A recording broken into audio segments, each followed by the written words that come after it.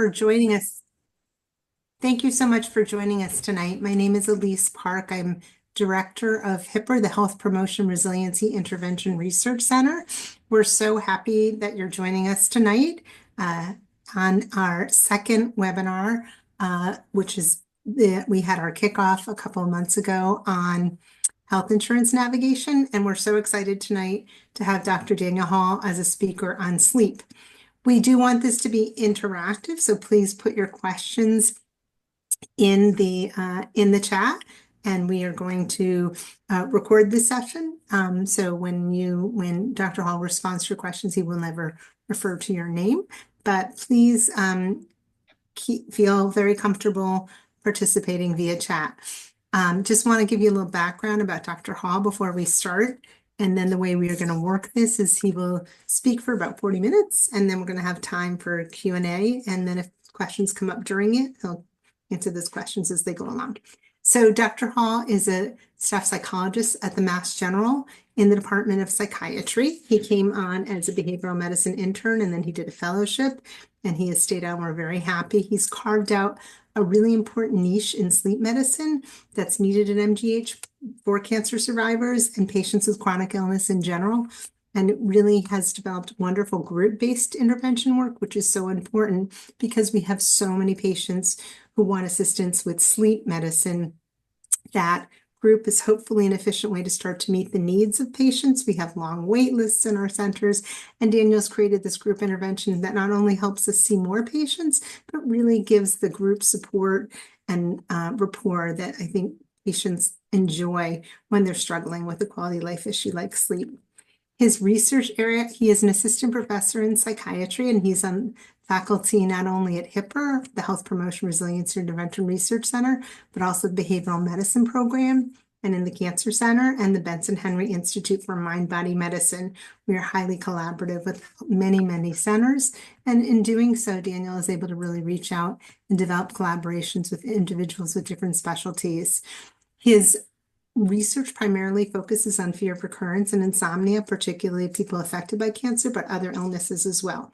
So we're thrilled that he's here tonight. I think you're in for a treat, and I'm going to turn it over to Daniel, and the rest of the panelists and I will turn off our cameras so that you can focus on him.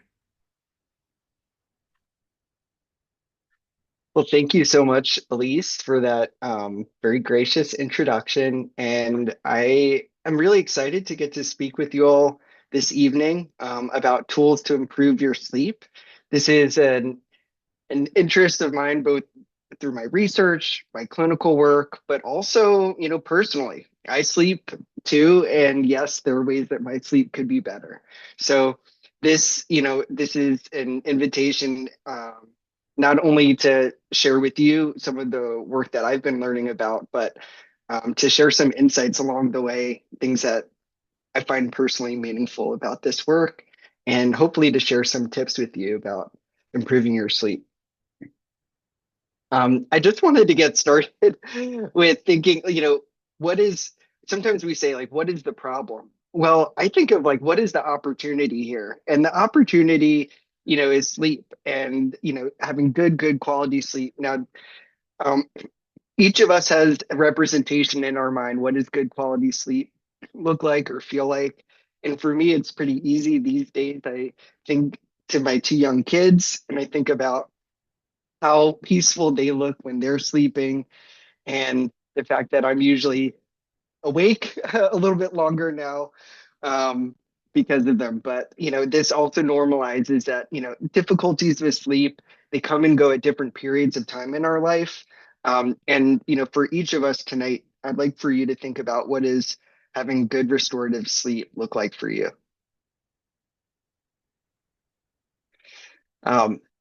So at the risk of being overly formal, I wanted to share a few learning objectives, just places that think topics that we're going to cover tonight. The first, we'll be talking about insomnia. I'll share with you a definition. What is insomnia? What is it not?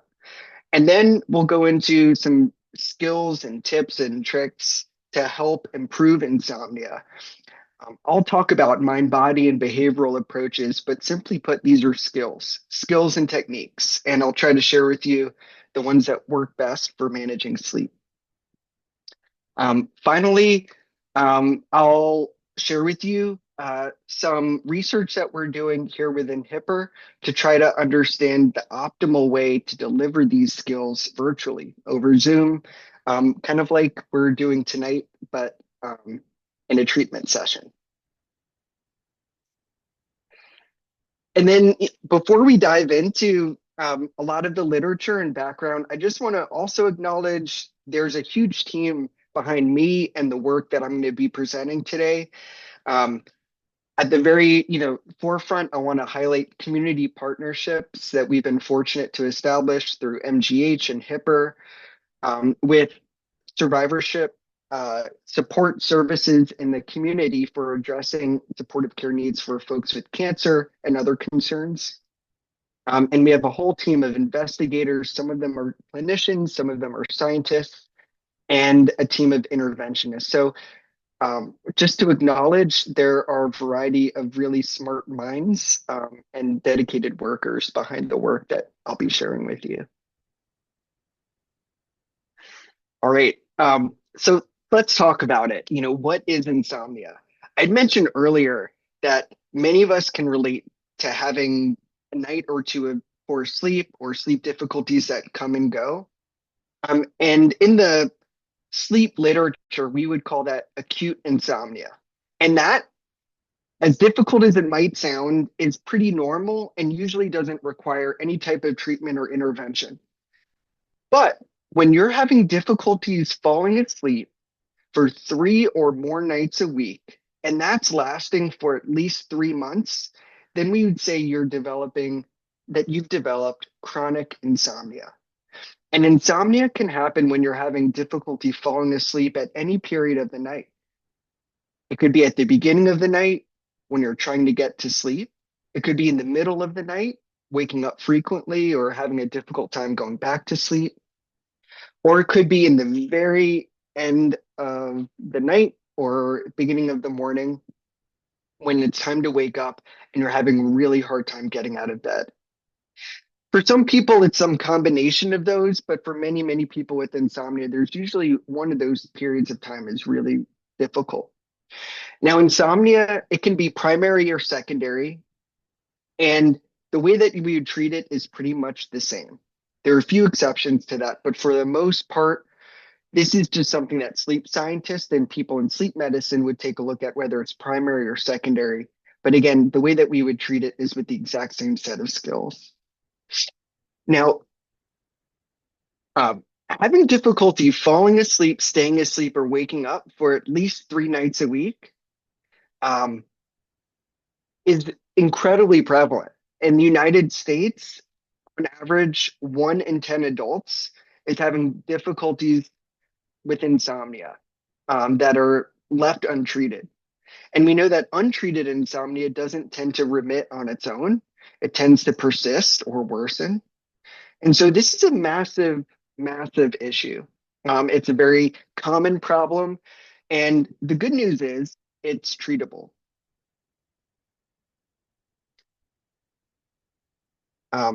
Before we talk too much about treatments, I just want to acknowledge that there are some of us are more likely to develop insomnia than others.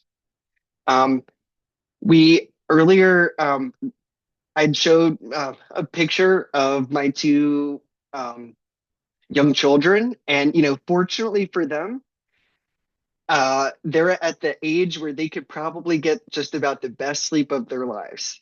As we get older and older, we tend to have worse and worse sleep in general as a population. And so as I mentioned, there are things that we can do about that, but there are some aspects of our biology that help account for why it's harder to fall asleep when we're older. We know that women experience insomnia more frequently than men do. And again, there are a variety of biological reasons underlying this, often related to hormonal changes. And that can present different challenges with sleep at different periods of time for women throughout their life. But in general, they're endorsing difficulties with sleep more commonly than men. And then finally, having a comorbidity. So having a um, mental concern, mental health concern like anxiety or depression, or having a medical condition like having chronic pain, or as I'll talk about for a little bit tonight, cancer, um, that can exacerbate sleep problems and make someone at risk for developing insomnia.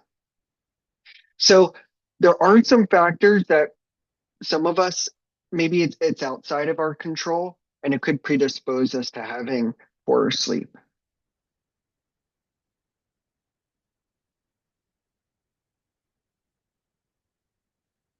All right.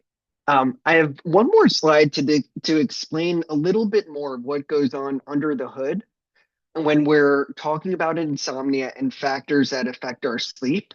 And then I want to get into some specific examples and skills that you might be able to apply to think about sleep in your own life. So for all of us, um, we can think about insomnia developing as a result of four factors. And one way to think about them is that they're building blocks, and it's represented on the slide that you're looking at right now. The very first building block is represented in green.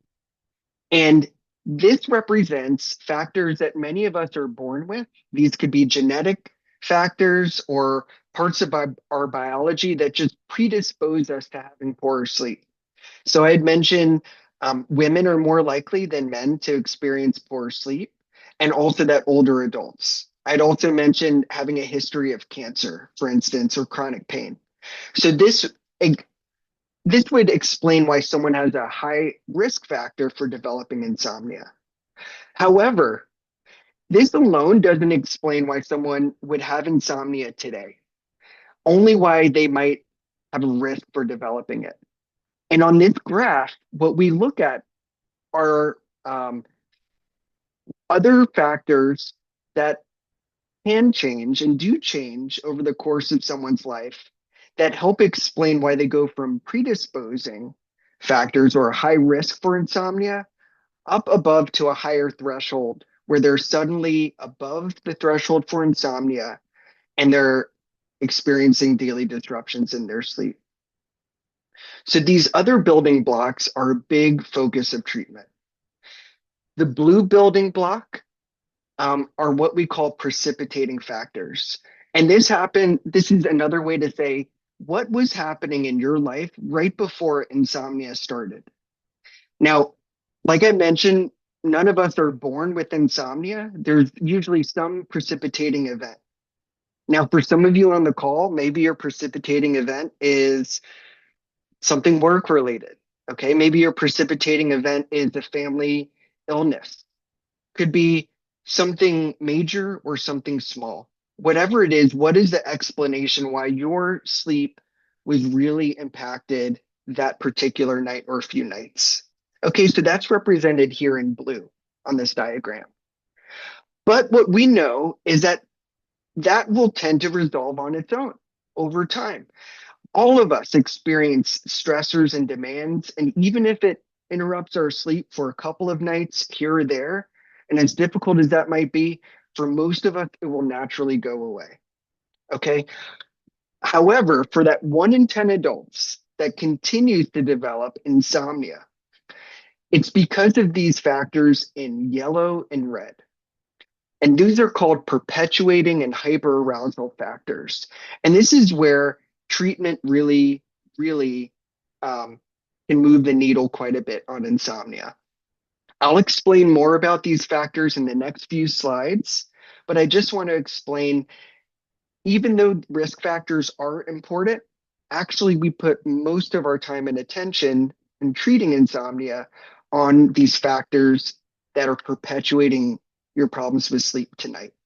And and so there's a form of treatment that we use to address this really nicely. Before moving on, I want to just pause. I've shared a lot of information in a quick amount of time, and I know that there are, are a variety of attendees this evening, and I just want to give folks a chance to ask any questions before we move into a case example with cancer survivorship.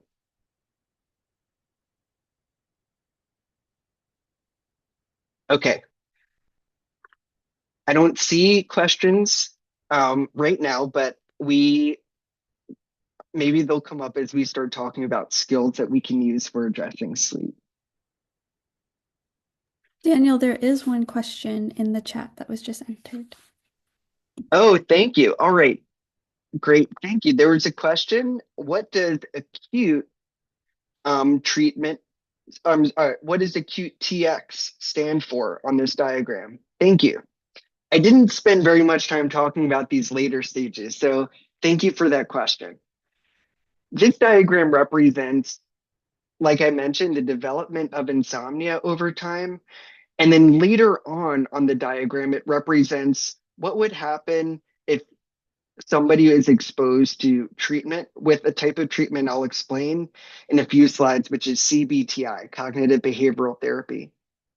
And what we see is that there's an acute response, meaning usually after the first few sessions of CBTI, there's an immediate improvement in certain aspects of sleep. And I'll talk a little bit more about those aspects that change very, very quickly.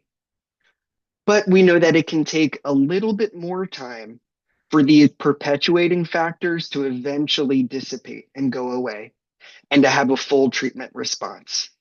So thank you for that excellent question, slowing me down a little bit to emphasize the last part of the figure here highlights what an acute treatment response would look like.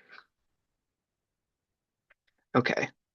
Um, I want to segue to talking a little bit about the clinical work and research that we've been doing, and a lot of it has been through the lens of cancer survivorship. We know that cancer survivorship is incredibly common, and 1 in 2 men and 1 in 3 women in the United States will be diagnosed with cancer at some point in their lives. And what you see in this figure is a representation of the types of cancers that are most commonly diagnosed in men and women. And we'll see that those prevalence rates will go up. Okay. We know that this is because of advances in technology and treatments. And even though this is a success story, it does mean that there are more and more people who are living with the long term effects, psychological and physical effects of cancer treatments. And one of those primary effects of cancer treatments is insomnia. So, insomnia, I had mentioned before, in most adults, it occurs in about 1 in 10 adults. In the case of cancer, we see estimates are as many as 1 in every 2 cancer survivors is experiencing insomnia. And this is for many important reasons. The treatments themselves can influence sleep, but there are also psychosocial aspects of experiencing cancer diagnosis and treatment, and that can make cancer survivors have impairments in their sleep. So, depression and anxiety affect our sleep.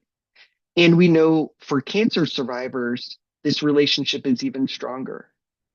We know that for cancer survivors, difficulties with sleep, it's not just about sleep, it affects their mental health, their immune functioning and their clinical outcomes. So we've been able to garner a lot of clinical focus and clinical attention to study sleep um, really through the lens of cancer survivorship. Although a lot of what we're learning, we're able to generalize to other patient populations too. And I'll talk a little bit more about that in just a minute. Um, when it comes to screening for insomnia, there are guidelines for cancer survivors, and these guidelines are generally consistent with the types of questions we would ask any patient. So, what I want to highlight on this slide are 3 questions that are meant to be standard of care for anyone who's ever been diagnosed with cancer, for any type of clinical encounter that they're experiencing or that they have with their healthcare system, their clinician is supposed to ask them about their sleep. And so, for those of you on the call tonight, whether you have a history of cancer or not, I'd like for you to consider for yourself, how would you answer the next few questions?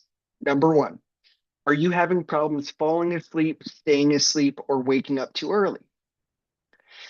So if the answer to that is yes, there's a chance that you may have what we were just talking about, insomnia.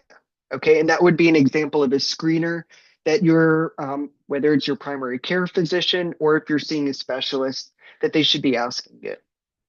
Okay, there are two other questions here that are important also in terms of assessing sleep.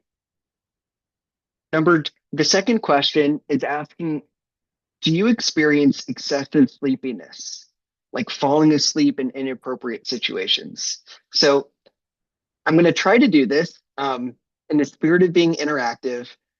Let me see. Can anybody say in the chat what they think the second question is assessing? Excessive sleepiness.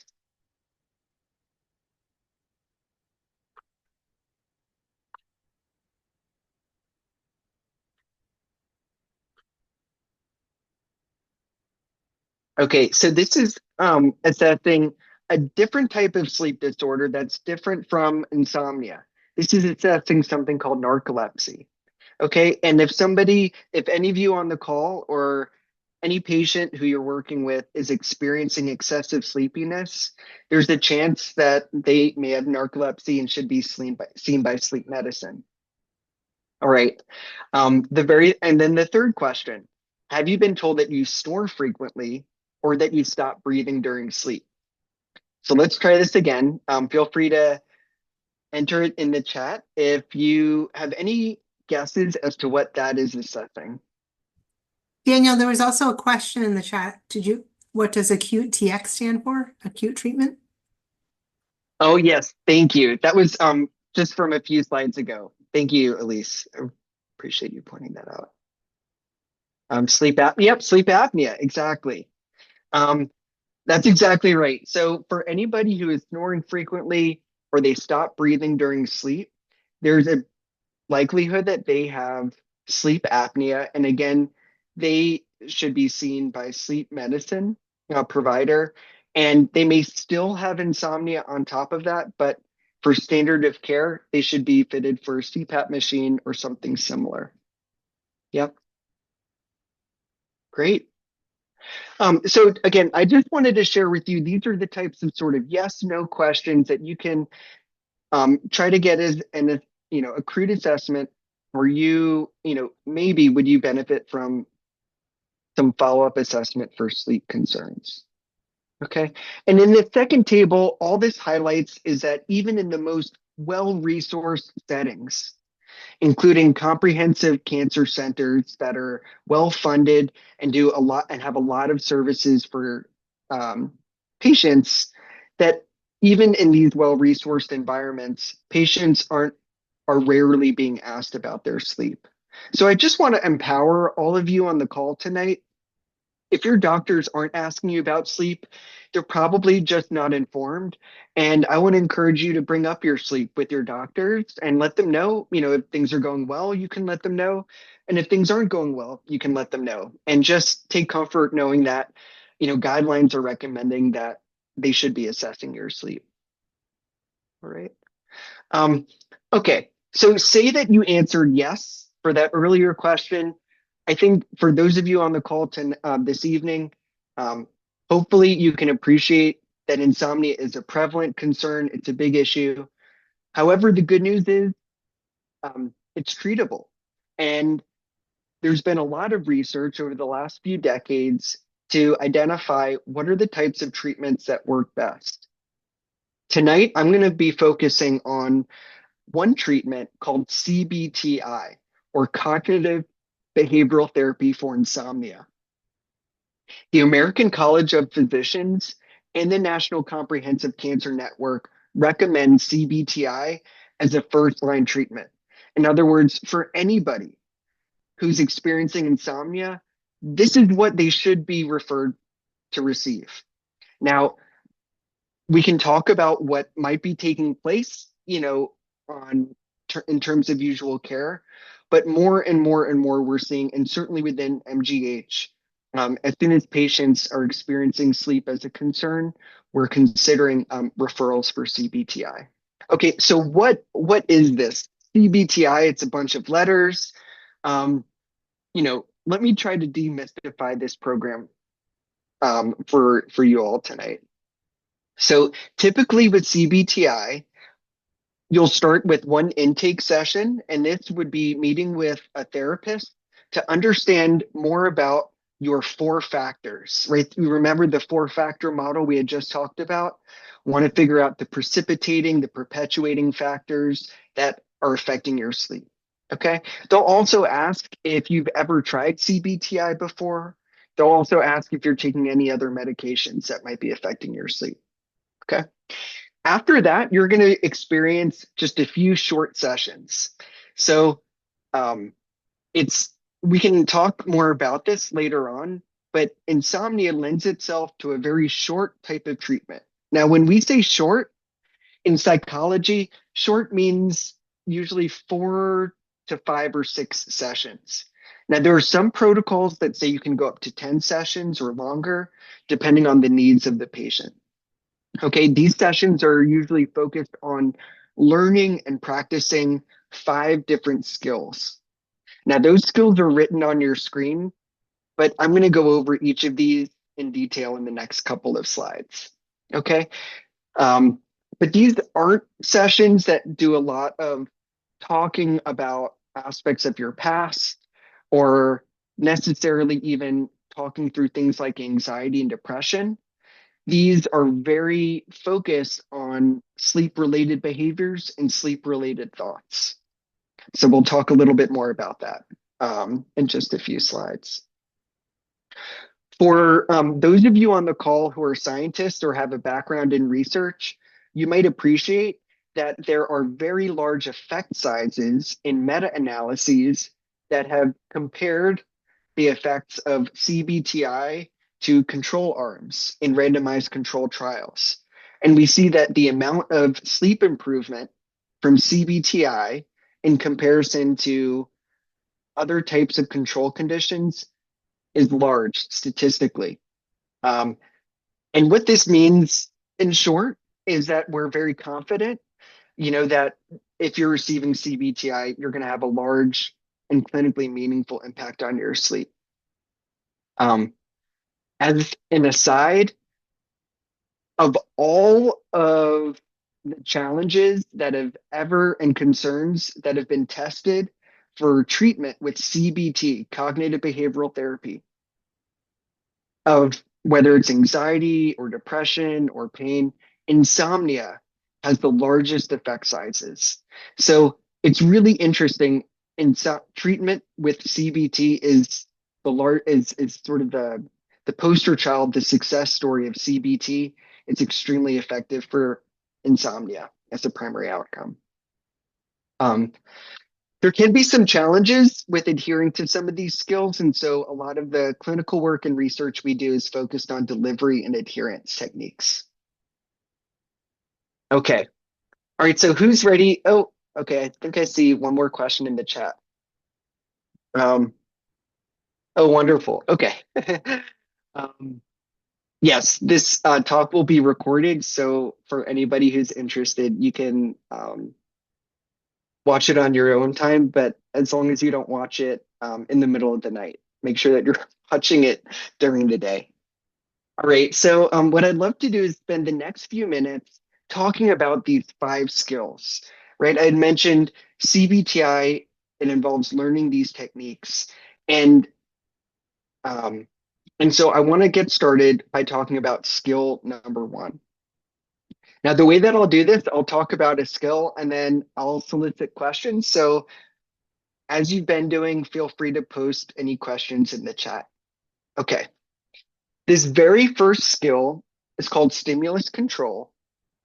And this is recognizing that over time, when someone develops insomnia, over time, they've learned to think of the bed as a place that isn't just an opportunity for sleep, but it's an opportunity for doing other things. Okay? The bed becomes a place for worrying. The bed becomes a place for problem solving. It becomes a place for reading or watching TV or reading or listening to podcasts or scrolling on X or Twitter, right? All of these other things that many of us um, may be doing in the bed.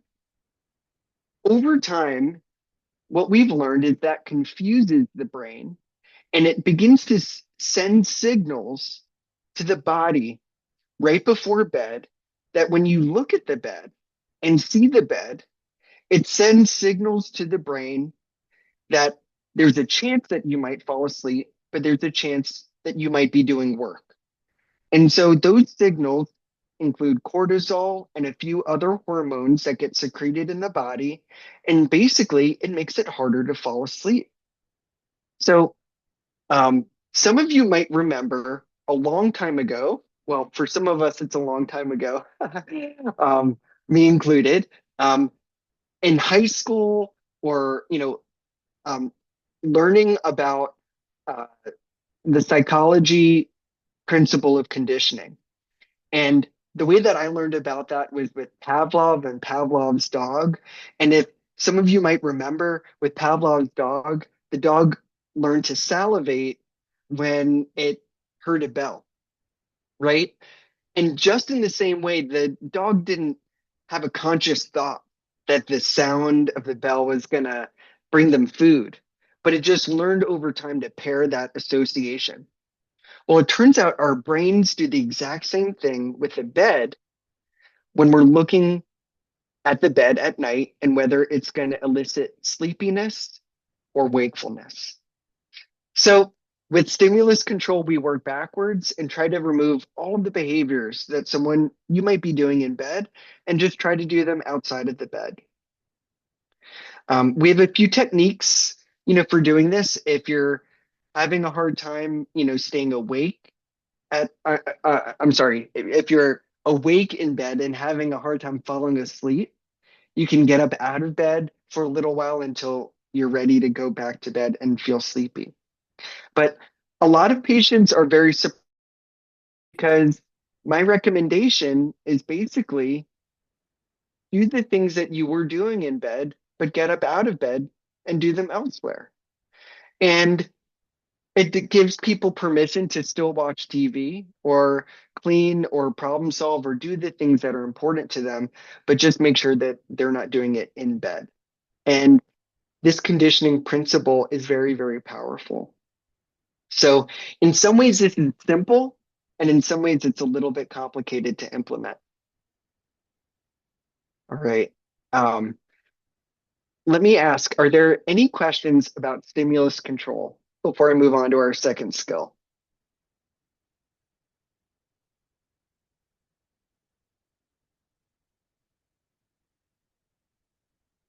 All right. Well, just to make sure, um, okay, we're gonna keep moving along because we have a couple of skills here. But sometimes we get a question about sex, sexual activity, and intimacy, and people say, "Wait a minute, that's allowed in bed?" You know, we recognize that sexual health is really important for mental health, for physical health.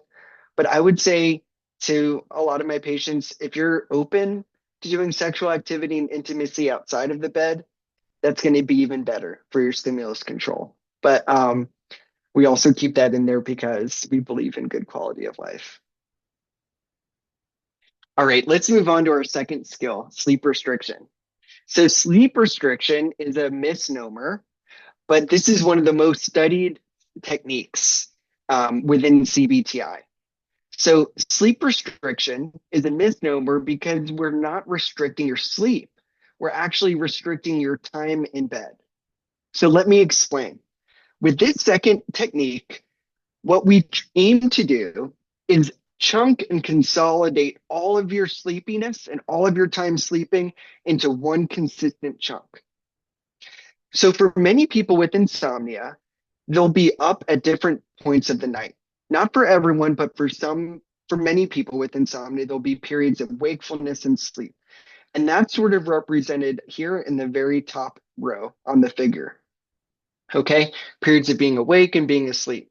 Now, this is problematic because it doesn't give you an opportunity to get into those deep restorative stages of sleep where our bodies heal and and we feel rested in the morning.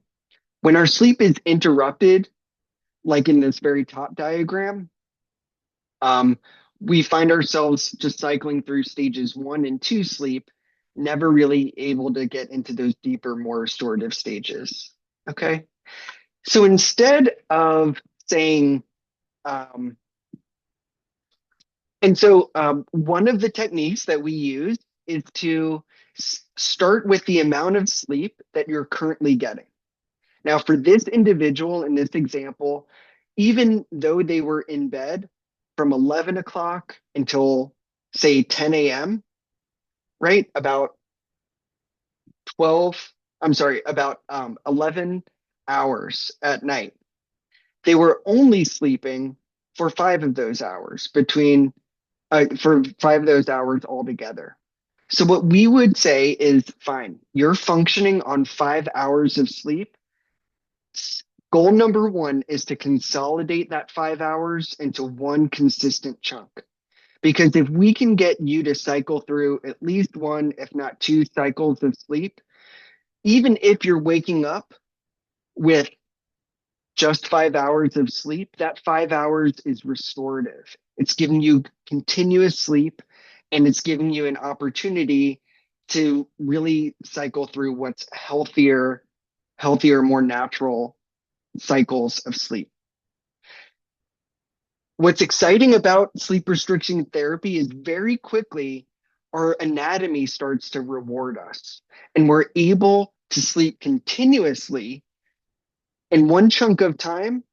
And then what we'll do gradually is increase our time in bed and maintaining that nice, consistent time and continuity of sleep. Okay. One of the other ways that we refer to this is as a ratio. Um, Thinking of the ratio out of all the time that you're in bed, how much time are you actually sleeping? Okay. For many people, that ratio um, is never going to be 100%. Okay. And that's not the goal of sleep restriction therapy, but we aim for approximately 85 to 90%. In other words, we want to make sure by the end of treatment that 85 to 90% of the time that you're physically in bed, you're asleep. And one of the ways to do that is to make your sleep nice and continuous early on, and then we'll gradually expand it. I'm sorry. Any questions about sleep restriction therapy?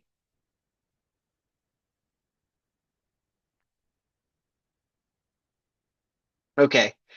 I would say of all of the skills, this is the one that I would most strongly recommend working with a therapist on. I think the other techniques you might be able to do in a self-guided way, but sleep restriction therapy, it's really nice to have professional guidance. Okay. Um, Skill number 3, sleep hygiene. So this one I can move through pretty quickly because sleep hygiene techniques are the things that most of us have heard of from Dr. Google. Okay. If we were to look up online, what are techniques to help improve your sleep? Or if we were to open up almost any self-help magazine or, an article out there, even in the New York Times, a lot of the techniques that they advocate are lifestyle changes, um, including reducing intake of caffeine before bed or alcohol, especially in the evening. Now, these are important techniques for improving sleep and sleep quality. But for most people with insomnia, this alone isn't enough. But if you're not trying any of these things, it's a nice place to start. So we usually will share a handout with folks to try to consider, are there things that you're doing and that you might want to limit or try to avoid doing? Okay. Now, for some people, like napping or eating before bed can take some time to address some of these changes. And so it can be really helpful to pace yourself in incorporating any new changes, especially related to caffeine, alcohol, smoking, and these lifestyle behaviors. Okay.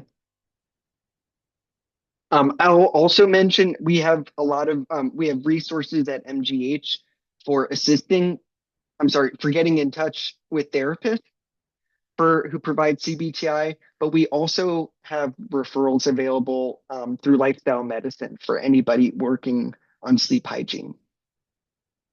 Okay. Any questions about sleep hygiene? Great. Skill number 4 is relaxation training. So relaxation has been found to improve insomnia in comparison to other control conditions. And so relaxation is great to do right before bed. It reduces our fight, flight, or freeze response. And so we're able to more easily transition into a restful state at night. Relaxation training, when we're addressing insomnia, isn't just taught as a skill right before bed. Relaxation is also important to do at least once during the day. And that's because we know that we carry a lot of the stress from the day with us into the bed. And if we are able to help reset our stress response during the day, it helps us more easily apply relaxation techniques at night. So in CBTI, we'll teach patients a variety of techniques to relax the body, usually using a combination of deep breathing and mental repetition. Okay. Any questions about relaxation?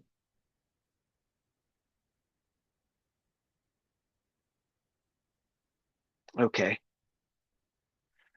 So the final set of skills are cognitive techniques. And this involves addressing some of the beliefs or expectations that can interfere with sleep. So many of us over time maybe develop a sense of hopelessness or helplessness about the bedroom, thinking like some things are inevitable. Sometimes we think that we're dependent on watching TV, or I have to go to sleep with the audiobook on.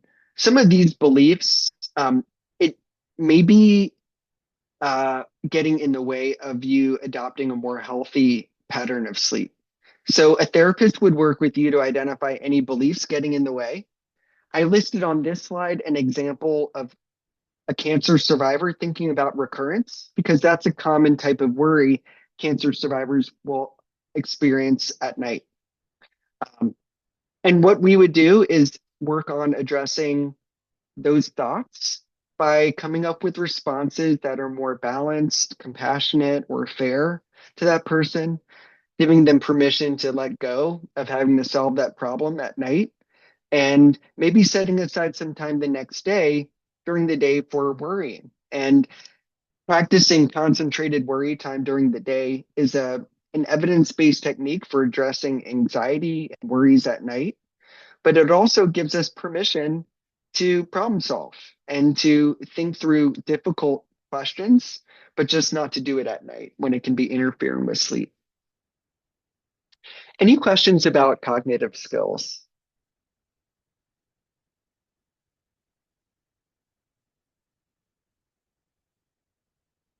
All right. Well, time flies when you're having fun. And just like that, I realize I don't have too much time to talk about some of the research. So I'll share some of my slides on some of the research we're doing right now at MGH fairly quickly. And then I want to end by sharing some referral information for anybody in the webinar tonight who would like some resources for sleep. Great. This next slide shares an example of what it can look like to put these 5 skills together. Okay, so the program I'm going to tell you about in the next few slides is a program we've developed at MGH called the Survivorship Sleep Program. And this is a CBTI program that's been developed specifically for cancer survivors. It includes all of the components of CBTI, but we make sure that we delivered it, taking into account cancer survivors' history of cancer and all those patient-centered factors that we know matter a lot to engaging someone in CBTI. Okay, we've developed a lot of materials for doing this virtually. We know that many cancer survivors can't come to MGH downtown, and actually, most adults can't come to MGH downtown. And so, by developing digital workbooks, digital facilitators guide, using digital assessments, we've been able to expand access to many, many, many more patients and to train psychologists at MGH to implement these skills with broader access. Um, what we found is that the program in 4 sessions, it's feasible to learn these skills. It's acceptable for cancer survivors. They enjoyed learning the techniques. We see similar to other literature out there on CBTI and the effects it can have.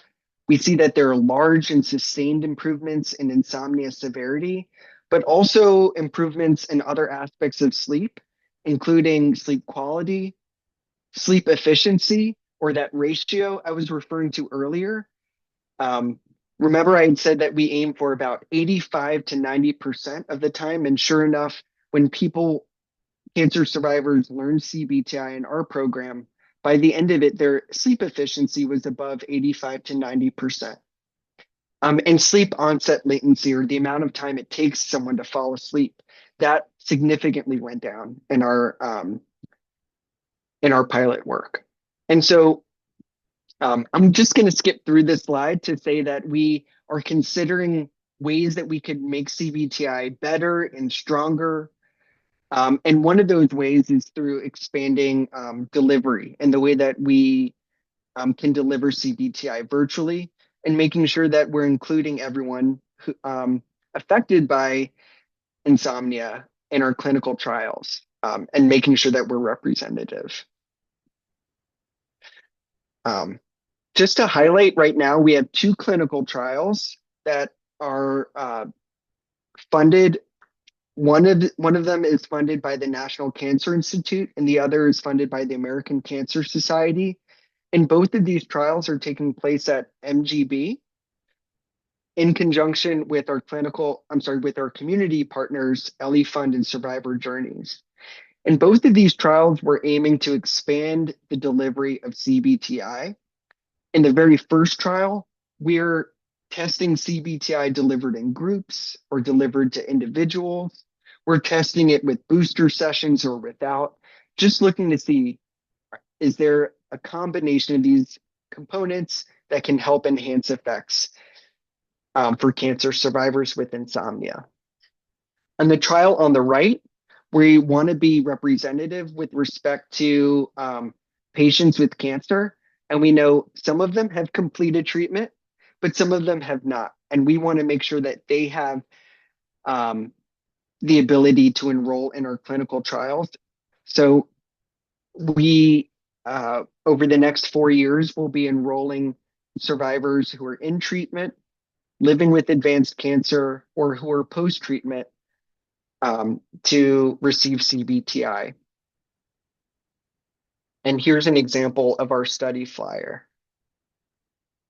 And I just have another slide or two, and then we'll leave a few minutes for questions at the end. I want to highlight some education and ongoing training efforts that we have here at MGH and sponsored through HPRIR. Through the MGH Behavioral Medicine Program, we have a behavioral sleep medicine service that delivers individual cognitive behavioral therapy to anyone at Mass General with insomnia.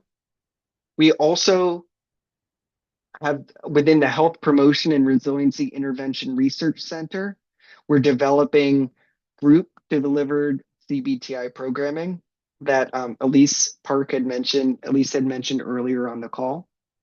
And through psychiatric oncology services, we've been training clinicians and fellows to deliver our survivorship sleep program service as part of routine clinical care to cancer survivors. seen through MGB. We've also been hosting a series of workshops. This is one example for training our local clinicians, and we've brought this workshop also to the a national conference, the Society for Integrative Oncology. Oops. And we're also publishing our protocols. So we're hoping to disseminate what we're learning to other clinicians, both within MGH and nationally. Um, for those of you on the webinar this evening who are patients at MGB, you have a variety of options for receiving CBTI. I had mentioned the services on the previous screen. Um, in addition, we have other sleep treatments available through the Division of Sleep Medicine and uh, through the Cancer Center Integrative Therapies Program, where they deliver other treatments, including acupuncture and acupressure. And then for those of you who aren't patients at MGB, who are interested in getting in touch with the CBTI therapist, there's a free international CBTI directory that's hosted by Penn, and I'd encourage you to check out that website. And thank you all. You've been incredibly patient. You've had wonderful questions so far, and I'm happy to answer any other questions as you consider ways to improve your sleep.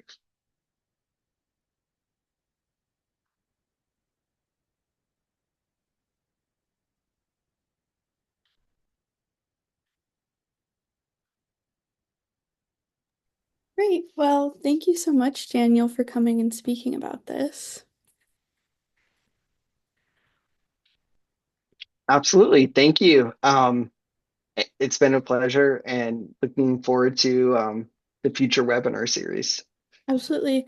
And everyone that is on the webinar, I will send an email out with the link so you can watch this if you want to refer back to it. You all have a wonderful night.